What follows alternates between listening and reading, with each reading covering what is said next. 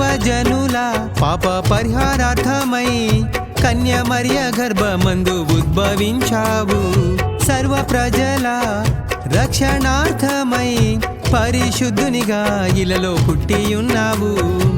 చీకటిలో నా జీవన జ్యోతిగా, మరణ ఛాయలో జీవ ప్రదాతగా, చీకటిలో నా జీవన జ్యోతిగా, మరణ ఛాయలో జీవ ప్రదాతగా, దివి నుండి భువికొచ్చిన ఇమ్మానుయేలువే, దివి నుండి భువికొచ్చిన ఇమ్మానుయేలువే.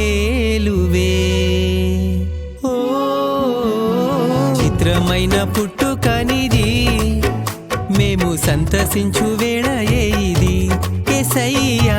చిత్రమైన పుట్టుకనిది, మేము సంతసించు